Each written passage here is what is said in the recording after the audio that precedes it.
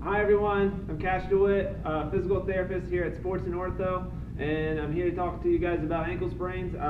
My brother just recently sprained his ankle, so this video goes out to him. So when you sprain your ankle, a lot of people have been there spraining their ankles on sidewalks, when you're playing sports, all sorts of different types of situations that cause an ankle sprain. But when it's time to start getting rid of the swelling, what you want to do is you first want to make sure that you don't have a high ankle sprain.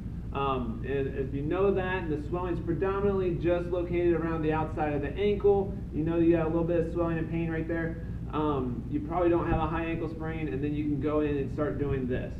So your typical healing and way you recover from an ankle sprain is something called PRICE, which stands for protection, rest, ice, compression, elevation. We're going to put a lot of those components into this, but we're actually going to also add an M to that, and it's called movement, because the body responds to movement. It gets the proprioceptors turned on, it keeps the muscles nice and strong, and it also enhances blood flow as well.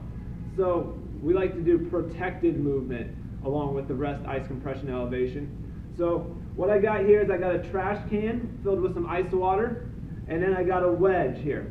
Now what you want to do with the wedge is you want to use it, let's say I have a sprained right ankle, you want to put the wedge underneath the outside of the ankle. This way it'll actually shorten up the tissues that were damaged on the lateral ankle sprain, and that way when you start to move, it'll prevent any excessive motion there, while also helping you get more motion from the calf and from the inside of the ankle as well. So what we do is we put the wedge inside our trash can, and instead what we'll do, I'm already wedged in there, so I'm not going to throw it in there.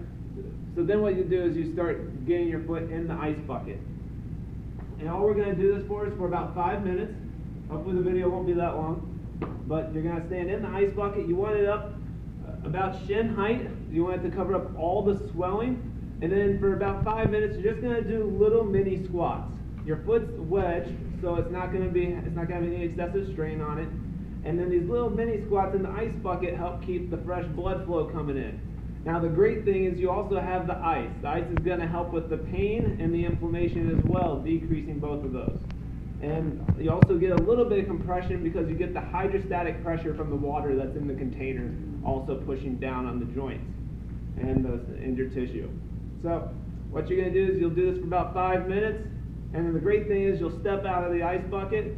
The pain will mostly be down, if not gone, and you'll also notice that the swelling is also down as well, and then you'll be able to start walking. A lot of times when we do ice bucket activities for people, they tend to not involve movement, and then you start walking around on a leg that doesn't move real well. The great thing about this with these little mini squats is you'll keep on moving really, really well, and then you can immediately go out and start walking. You'll usually feel a lot better than you were before.